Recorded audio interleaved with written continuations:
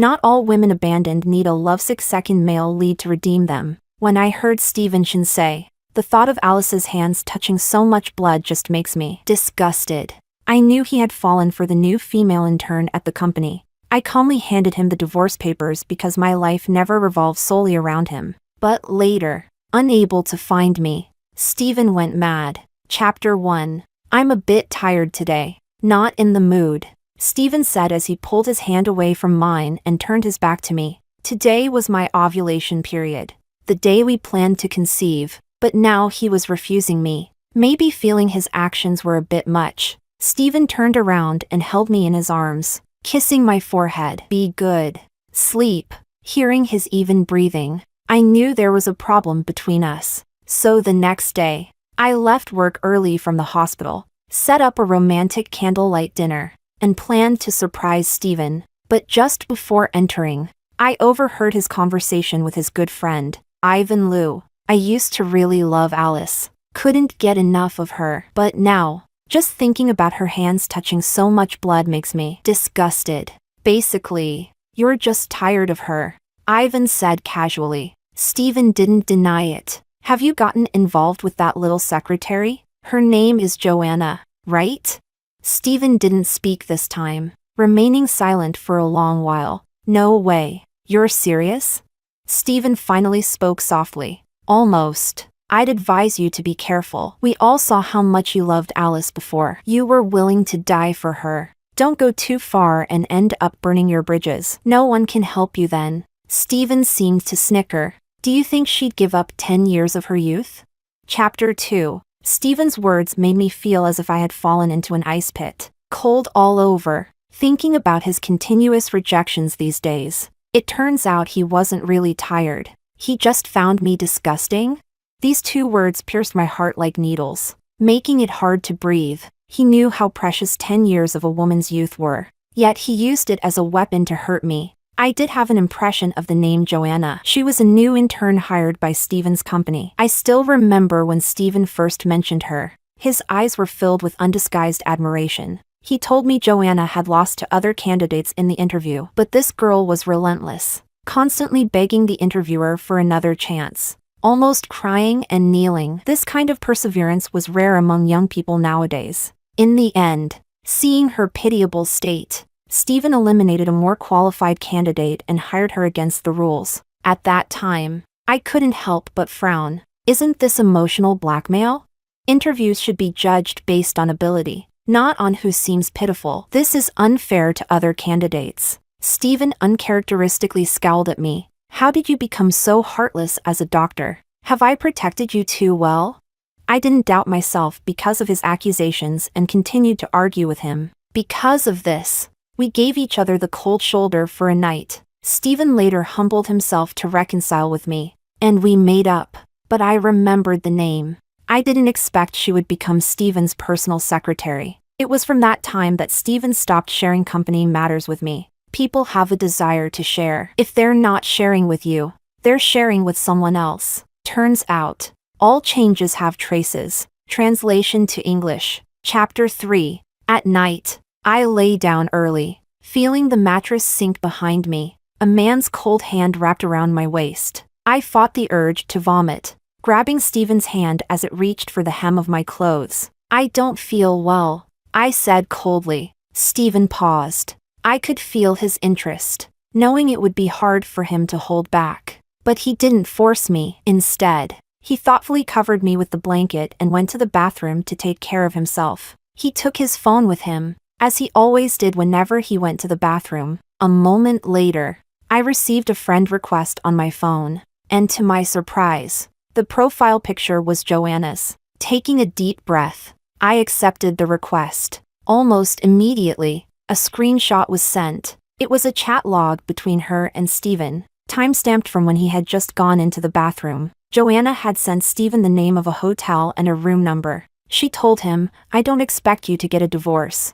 I just want to give my first time to the man I love most. If you don't come, I'll find someone else. It doesn't matter who. As long as it's not you. Don't regret it. Stephen replied with just 2 words, wait for me. Just as I finished reading, Stephen came out of the bathroom. Honey, There's an urgent issue at the office that I need to handle. He used to use this excuse often to go out in the middle of the night. And because I trusted him, I never questioned it. Thinking back now, was it always to meet Joanna?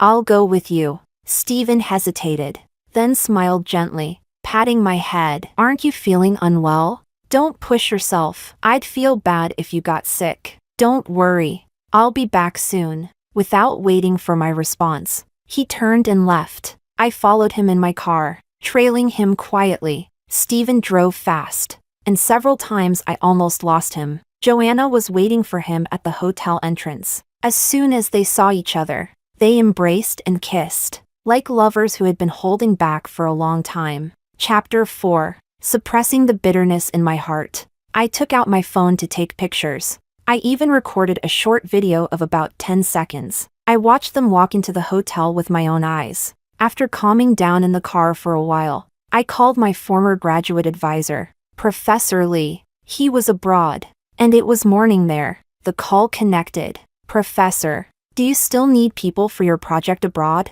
Professor Lee paused for a moment, then spoke with surprise and delight. You've made up your mind? If it's you, we always need more people. When I graduated from graduate school, Professor Lee wanted me to follow him abroad for a project. It was a rare opportunity for me, but for Stephen, I chose to stay. Over the years, Professor Lee never stopped trying to persuade me, but I always refused. In truth, I wanted to go. Now, I can finally do so without any worries. I don't regret my past choices. Back then, Alice wanted to pursue love. Now, Alice is determined to fulfill her dreams. Both decisions were made by following my heart. Chapter 5. In the end, Professor Lee and I agreed that I would go in about a month. Returning home, I took out the wine from the cabinet and began to drink glass after glass. In a month, I could leave completely. My best friend Zoe sent me a message on WeChat. How did it go? Romantic candlelight dinner, right? I told you, Stephen loves you so much. Just a little effort and you'll win him over. Everyone said Stephen loved me, and I used to think so too. It turns out a man pretending to love can fool everyone. Looking at the ring on my ring finger, I gave a bitter smile. Stephen bought it for me after delivering food for 3 months. At that time, he and his friends had just started a business, and all their money was invested in the new company to buy me a decent ring. He worked at the company during the day and delivered food at night. He slept less than 3 hours a day. Once, he was so tired that he dozed off while riding his electric scooter, falling on the road along with the scooter. Luckily, a passing car stopped in time. Otherwise, the consequences would have been unimaginable. When I arrived at the hospital, his hands and feet were covered in blood, and his clothes were stained red. When he saw me, Stephen immediately hid his injured hand behind him, with tears in my eyes. I asked him why he did all this. He clumsily wiped away my tears. Silly girl. Of course.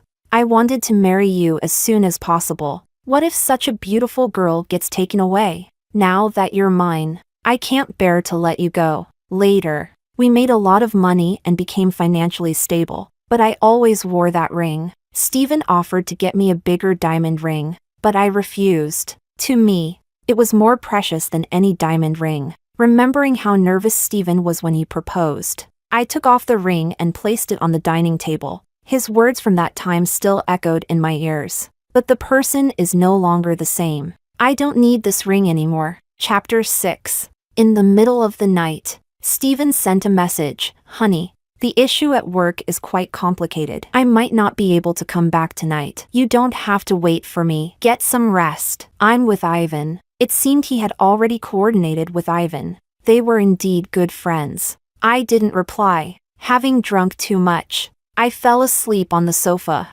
In my dream, I saw Stephen for the first time. At that time, we were both freshmen in college. During military training, the first thing Stephen said to me was, "Hey, you're really pretty." Such a corny pickup line. Because of that line, his roommates teased him for a whole year. Afterward, he frequently chatted with me on WeChat. Even though we weren't in the same major, I often ran into him on campus. Many people pursued me in college, and initially, I had no particular feelings for him, but I was gradually moved by his sincerity and enthusiasm. After we got together, Steven treated me with utmost care. Everyone around us envied me for having such a considerate boyfriend. We went from undergraduate to graduate school together. After I graduated with my master's degree, Steven proposed to me. I accepted without hesitation. Steven hugged me tightly. His eyes reddened with joy, choking out, "Ollie, trust me, I will give you a good life. I won't let you down." Now, I have lost completely, but I can only accept the consequences of my choices. Chapter 7. The next day, I was awakened by my phone's alarm, and my pillow was wet with tears. Steven didn't come back the whole night. I told myself this was the last time I would cry for him. Then I got up, washed my face in the bathroom, and prepared to go to work. Although I had decided to resign, I had clinic duties today and medical reports to write, so I couldn't take leave. In the adult world, no matter how sad you are, you can't forget your work. Before going to work, I called a lawyer friend to consult about divorce procedures. No melodramatic entanglements or complaints. I didn't need some lovesick second male lead to suddenly appear and redeem me, to slap Steven in the face. My life has never been just about Steven. I have my own path. Divorce is the only conclusion I can think of for the two of us. In the morning, I submitted my resignation letter and went to work. The workload was heavy, and being busy helped me temporarily forget about Steven. But unexpectedly, before I could look for Steven, he came to the hospital himself. I was preparing to take some documents to the patient's family in the ward when I saw a familiar figure not far away. It was Steven, holding the hand of a tear-streaked Joanna tightly. They hurried to the cardiology department. The ward they headed to was the one I needed to visit. It turned out Joanna's mother was ill. Seeing her mother's haggard face, Joanna cried so much she could barely stand by the bedside. Steven gently patted her and comforted her tenderly. Mrs. Shin expressed that she had no regrets in her life but was worried about leaving her daughter to suffer alone without anyone to take care of her. I couldn't help but raise an eyebrow because the patient I was looking for was Mrs. Shen. In my impression, her condition wasn't that severe. Upon hearing this, Joanna immediately told her mother she had a boyfriend and not to worry. When Mrs. Shin asked who it was, Joanna turned to Steven with a pleading look. Steven then put his arm around Joanna's waist, his expression natural. Auntie, I am Anna's boyfriend. Please rest and recover. I will take care of Anna for you. After saying that, he gave Joanna a doting look. Mrs. Shin still didn't believe it and insisted they kiss in front of her to be assured. This time, Steven looked troubled and couldn't help but look around. Joanna tugged at his clothes with a pleading face. In the end, Steven couldn't refuse and leaned down to kiss her. Chapter 8. Expressionless. I walked into the ward, taking pictures with my phone as well. Since I had decided to divorce, having more evidence on my phone would be helpful. Steven saw me and immediately pushed Joanna away. His face turned pale, eyes filled with unprecedented unease and fear. Ollie? Joanna, who had been looking somewhat resentful, also turned pale upon hearing my name. She looked at me in terror. They were both afraid I would cause a scene in public. But I simply said calmly, "The family of the patient in bed 03. Please come and sign the documents." After saying this, I turned and left the ward. Steven and Joanna followed closely behind. I handed the documents to Joanna to fill out. Your mother only has a blocked blood vessel. She will undergo a stent insertion surgery tomorrow. Normally, she can be discharged 3 days post-operation. This was already explained to her yesterday. Upon hearing this, Joanna's hand trembled while holding the pen, and she looked guiltily at Steven. Steven pursed his lips. Why are you at this hospital? I transferred here a year ago. Steven choked, unable to say anything else. A wife had changed jobs over a year ago, and the husband didn't know, an indication of his neglect. Joanna handed me the completed forms, and when I saw the address on them, I paused. The address she filled in was for the first house Steven and I lived in together. At that time, Steven bought it in my name. He told me, "This place holds all our beautiful memories, and from now on, you are the sole owner of this house. No other woman has the right to enter without your consent." Steven seemed to realize this too and was about to explain. But Joanna spoke first. Sister Ollie, I'm sorry. My landlord suddenly decided to sell the house and kicked me out. Brother Stephen couldn't bear to see me homeless, so he gave me the keys to the house. Don't blame Brother Stephen. Blame me. I looked up at Joanna's pitiful gaze. Youth indeed can evoke sympathy. How long have you been living there? Joanna was stunned, seemingly not expecting me to be so calm. 2 months. Very well. Miss Shin, you should know the house is solely in my name. The rent, according to the current market rate, is $8,000 a month. Please transfer this amount to me in the next couple of days. Also, I'm planning to sell the house soon, so please move out as soon as possible. Chapter 9. Joanna looked at Stephen with grievance, only to find that Stephen was staring intently at me. Of course, if Miss Shin has no money, she can find someone else to pay me. As long as I get the money, I don't care where it comes from. Stephen frowned and gritted his teeth. Alice, is this necessary? It really isn't. So when you have time, we can discuss the divorce. Hearing the word divorce, I clearly saw joy flash across Joanna's face. Stephen's expression darkened. Do you have to go this far? I was just helping, and it was just a kiss. Do you have to make such a big deal out of it? Is that so? Then can I also help others by casually kissing another man? How dare you? Ha, you're really someone who likes to play double standards. I sneered. It seems Mr. Fu didn't have enough fun at the hotel last night. No worries. I'll move out today so you can play at home. Stephen was stunned, his voice a bit hoarse. You know everything?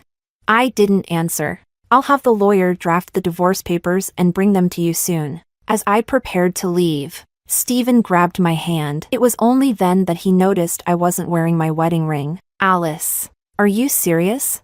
I pulled my hand away and left, not intending to argue with him in the hospital. We had nothing left to discuss other than the divorce. Behind me, I heard Stephen's frustrated voice. Alice, you'll regret this. I won't humble myself to beg you again this time. There are plenty of women who want the position of Mrs. Fu. It turns out that when a person is utterly speechless, they really want to laugh. Even though he was the one who cheated, he could so righteously question me. I don't know where he got the nerve. Chapter 10. In the evening, my close colleagues held a farewell party for me at a KTV. Everyone was reluctant to see me go but genuinely happy for my better prospects. When I returned from the bathroom, I saw Stephen in the neighboring private room with a few friends. From their conversation, it seemed they were talking about me. Brother Stephen, is your wife really going to divorce you this time?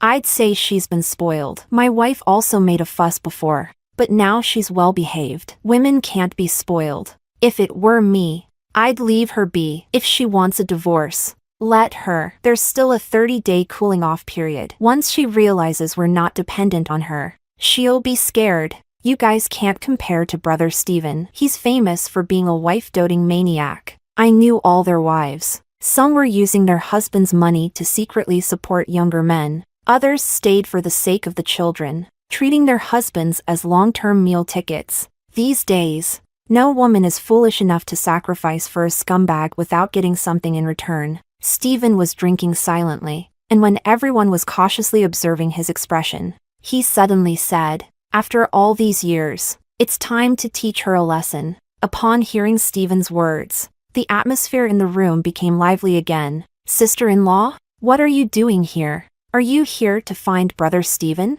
Come on in. Brother Stephen is inside. Before I could react, Stephen's friend pushed me into the private room. Chapter 11. When Stephen saw me, his expression instantly relaxed, and the hand gripping his wine glass slowly loosened. But he still kept a stern face and didn't look at me. It was then that I noticed all the other men had 1 or 2 female companions drinking with them. Except Stephen. Ivan immediately clarified. Sister-in-law, don't misunderstand. These companions are ours. They have nothing to do with Brother Stephen. Sister-in-law, please sit. Who else would dare sit next to Brother Stephen besides you?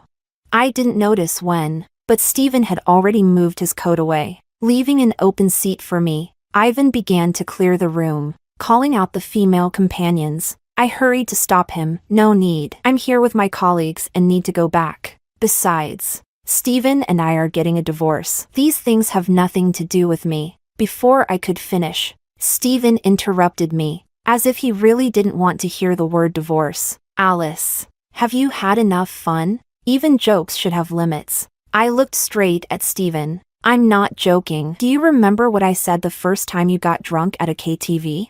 I meant it.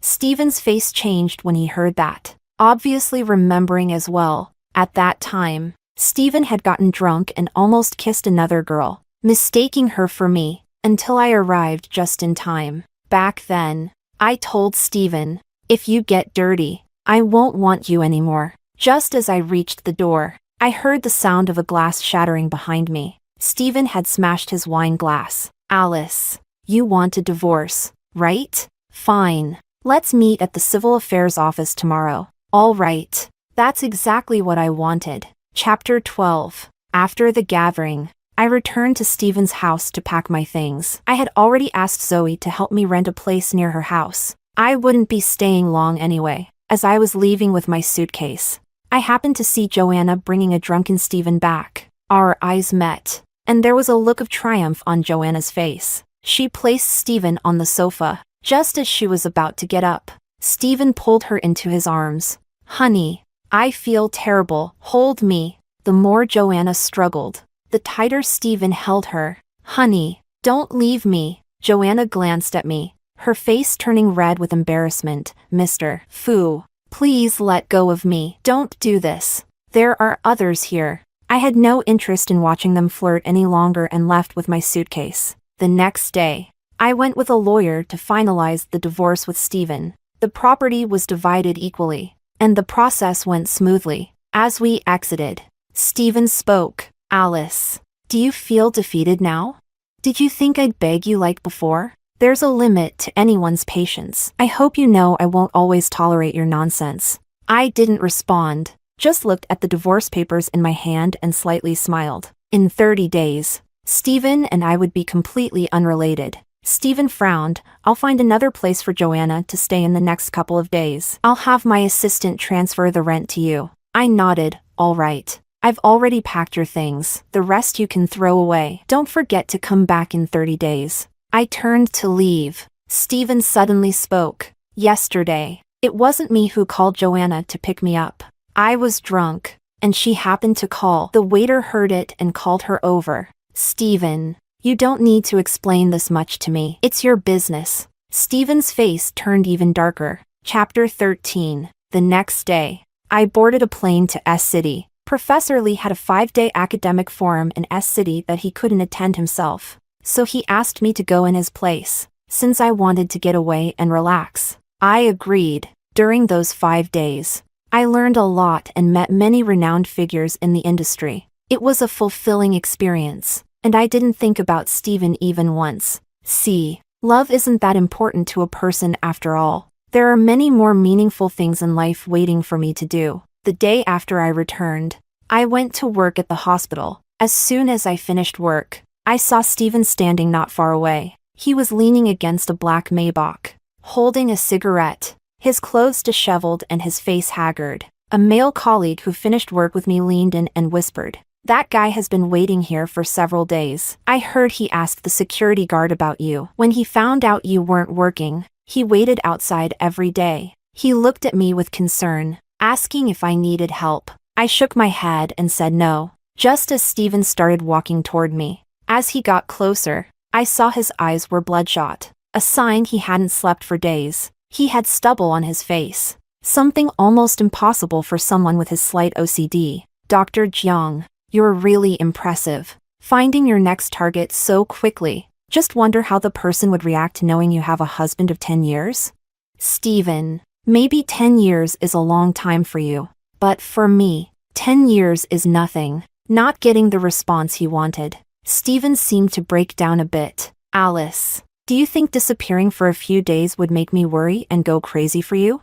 Too bad for you. I didn't call you once. You can ask your friends. I didn't even ask them where you went. Then why are you here now?"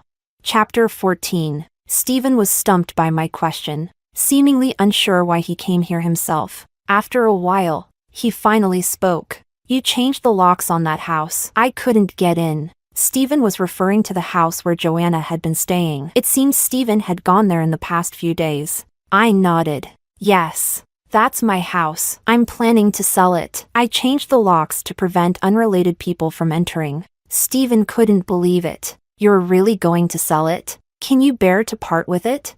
What's there to be unwilling about? It's useless to keep it. The real estate agent will bring people to see the house in a few days. If you still have things to take, you can go then. When I said it was useless, Stephen's eyes instantly turned red, a hurt expression flashing across his face. In the past, whenever Stephen and I fought, as soon as he showed that look, my anger would vanish, and I'd laugh and go comfort him. But now, things have changed. He's no longer the Stephen who would give everything for me, and I'm no longer the Alice who wholeheartedly believed in him. His tears could be for me or for another woman. I turned to leave, and Stephen, seemingly not wanting me to go, hurriedly said, "One more thing. I don't have time to pick up the divorce certificate later. We need to reschedule." Finally seeing an expression other than indifference on my face, Stephen smiled with satisfaction. "Stephen, don't joke like that. No matter what, you must show up at the Civil Affairs office. I don't have time to waste with you. After all, I had already promised Professor Lee that I'd go abroad as soon as I got the divorce certificate in a month. I don't want us to end up having to go through a lawsuit." Stephen's smile froze. "Do you really want to divorce that badly? Isn't that what you want too?" This way, he could openly be with Joanna. Stephen didn't deny it. "We'll see when the time comes. Anyway, I'm not sure about my schedule." Looking satisfied with my angry expression, Stephen drove away. Chapter 15. Back home, I took 2 bottles of wine to Zoe's place. "Stephen is such a bastard." Zoe slammed her glass down, cursing Stephen with an angry face. "If I had known he was this kind of person, I wouldn't have helped him when he proposed to you." I poured more wine into our glasses, shaking my head with a smile. Who can predict the future? No matter how passionately love begins, in the end, it depends on one's conscience. I'm just grateful that I discovered this not too late, and everything is still manageable. I heard that during the 5 days you were gone, Stephen didn't even go to the company. He left everything to Ivan and squatted at the hospital entrance every day waiting for you. If he acted like this after you disappeared for 5 days, what will happen if you really go abroad? Won't he go mad? Zoe's tone carried a hint of schadenfreude, but I didn't care at all about how Stephen would handle my departure. Right now, all I can think about is how to help Professor Lee with his experiments once I go abroad and worrying that Stephen might stand me up on the day we get the divorce certificate. Everything else is not within my consideration. Zoe raised her glass to clink with mine. All right. Our sister Jiang is all about her career. I love it. The next day, after waking up from our drunkenness, I received a call from the real estate agent. He told me they had found a buyer for the house. Someone who paid the full price without haggling. I was very pleased. Finally some good news, and asked the agent to help expedite the transfer process. In the following days, I was busy with hospital handovers and preparing for my trip abroad. Stephen occasionally called me. He asked about trivial things like where his clothes and ties were. After a while, I just stopped answering his calls. If it weren't for the need to get the divorce certificate, I would have blocked him immediately. Later, Ivan came to see me, telling me that Stephen had fired Joanna. He also mentioned that Stephen wasn't in a good state recently. He got drunk and got into a fight with someone the other day. I really had no good feelings towards this brother of his, so I coldly replied, "If he's injured,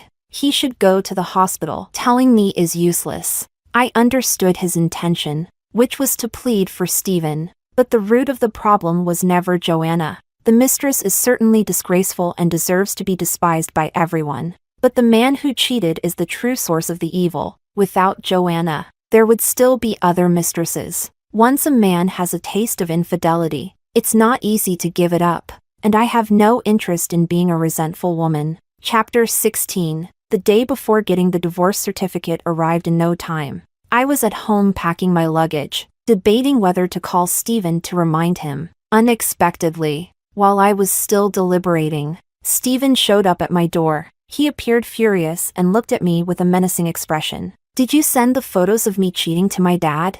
I was baffled. What? Don't play dumb. If you hadn't told my dad about my affair, would he have had a heart attack at home? If it weren't for Anna finding him in time, the consequences would have been unimaginable. It was only then that I understood what Stephen was talking about, and my face darkened. I had considered asking Stephen's father to help persuade him, but because Mr. Fu had a heart condition, I quickly dismissed the idea for fear of causing him stress. Stephen, if you're brainless, you should go to the hospital. I'm a cardiologist. Do you think I would joke about a patient's life? Before I finished speaking, Stephen's fist slammed into the wall behind me. His eyes were filled with pain. Alice, you've disappointed me so much this time. I can't believe you're this kind of person. Isn't divorce what you wanted? I'll grant you that. I'll be there on time tomorrow. Watching Stephen's departing figure, any desire I had to explain vanished. He wouldn't listen to anything now. Perhaps it's for the best. If he doesn't believe me, nothing I say will matter. At least this incident ensured he would go to the Civil Affairs Office for the divorce certificate, which is good for me. Chapter 17. When I left the Civil Affairs Office, I felt an unprecedented sense of relief. It was as if a heavy stone had finally been lifted from my heart. In contrast, Stephen's brows were furrowed the entire time. He was about to say something when his phone rang. Joanna's anxious voice came through the other end. It seemed something had happened with Mr. Fu. Stephen hung up and quickly left. Before getting into the car, he glanced at me with a complicated expression. Alice, think about things carefully. I'll come to talk to you about our situation later. We already had the divorce certificate. There was nothing left to talk about. As I watched Stephen drive away, I slowly spoke. Stephen, goodbye forever. Chapter 18. In the afternoon, I packed my things and boarded a flight to Germany. In Stephen's eyes, it seemed like I was always throwing a tantrum. He never understood me. Once I decide on something, I never look back. Upon landing in Germany, the first thing I did was change my SIM card. Besides my parents and a few close friends, I cut off contact with almost everyone back home. I threw myself entirely into Professor Lee's experiments. 2 years later, today, our team is preparing to return to China with the latest research results. Before returning, I had a phone call with Zoe. Actually, there's something I haven't told you. 6 months after you left, Stephen came looking for me. I replied indifferently. So what? That bastard. To find out where you were. He knelt down in the company lobby. It scared me so much I called the police to have him taken away. I raised an eyebrow. Was he that crazy? Hearing about Stephen now, I felt very calm, as if I were listening to gossip about a stranger. Yeah, it was crazy. Now he knows regret. But why didn't he think of that earlier? That cheating scumbag. Enough about him. I'm surprised you haven't contacted me all these years. Isn't the best way to forget a relationship to start a new one? I laughed. Such things can't rely on others. They depend on oneself. The most profound lesson Stephen taught me was that a man's sincerity is the least reliable thing. In reality, no one can save or heal your pain. The ground I lost, I can only reclaim myself. If you really forget someone by choosing to be with another, it's unfair to the latter. Chapter 19. I knew I would inevitably see Stephen when I returned. I didn't plan to deliberately avoid him, but I didn't expect to meet Stephen at the first industry cocktail party I attended after returning. Stephen stood not far away, his eyes bloodshot as he looked at me, as if he would cry the next second. I intended to ignore him, but he grabbed my wrist and led me outside. In the garden, Stephen hugged me and repeatedly said, "I'm sorry." I kept pushing him away. Finally, I couldn't hold back and splashed my red wine on his face. "Are you sober now? If not, I don't mind having the police drag you away." Stephen wiped the wine from his face, looking much clearer, yet his expression was even more desolate. "I know everything Joanna did, including the texts she sent you and what happened with my dad. I've driven her out of the city. She'll never be in our lives again. Ollie, I was wrong about everything before, and I regret it deeply." I chuckled. None of that matters to me anymore, because I no longer love him. None of it matters. Tears streamed down Steven's face as he looked at me. Ollie, can you come back to me? I haven't stopped thinking about you for a moment these years. I've always loved you. I looked at him coldly. Steven, don't forget, we are already divorced. No, it's not like that. I never really wanted to divorce you. I just wanted to scare you. In my heart, you will always be my wife. With that, Steven pulled out a necklace from around his neck. It was the wedding ring I had left on the dining table 2 years ago. Only then did I notice that Steven still wore our wedding ring on his ring finger. Honestly, it was quite disgusting. Steven, we ended 2 years ago. I hope you don't continue to pester me. Don't make me despise you. Chapter 20. My words had no effect on Steven. Since he learned where I was, he frequently appeared in my life, claiming he wanted to pursue me again. I managed to win you over in college.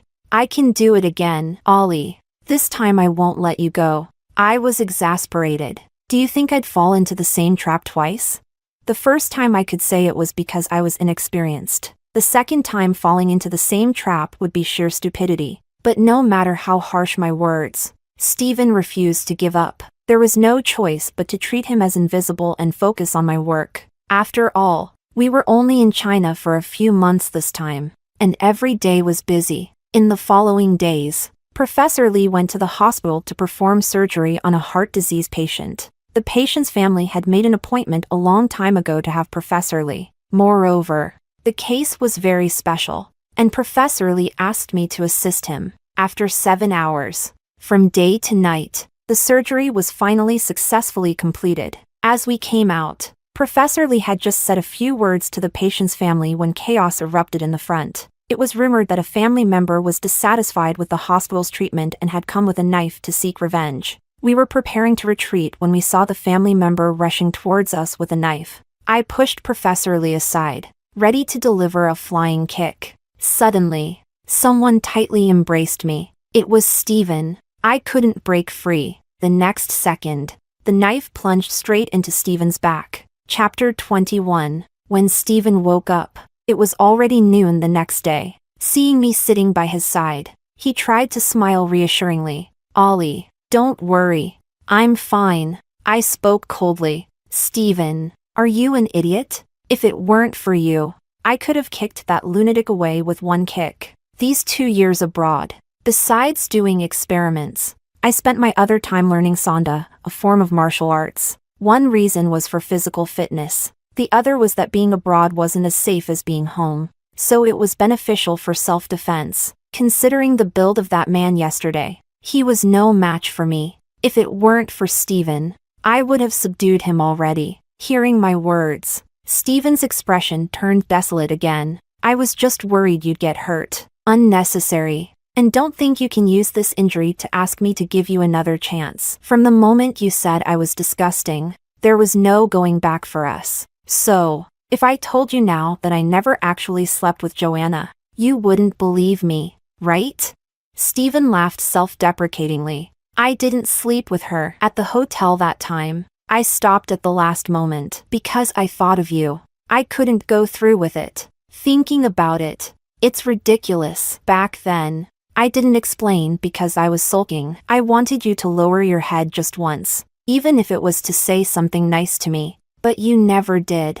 Steven took a key out of his wallet. The house you sold 2 years ago. I bought it. I couldn't bear to let someone else buy it. I've been living there these 2 years, filled with all our beautiful memories. Seeing it always made me think of you, as if you had never left. As Steven spoke, he couldn't hold back his tears. This self-pitying drama made me want to laugh. Steven, you are indeed ridiculous. Do you think only having physical relations counts as cheating? I saw you hug and kiss her with my own eyes. You said you thought of me at the last moment, but I don't feel touched, only nauseated. With that, I stood up to leave, but Steven grabbed my sleeve. He choked out, "Is there really no chance for us?"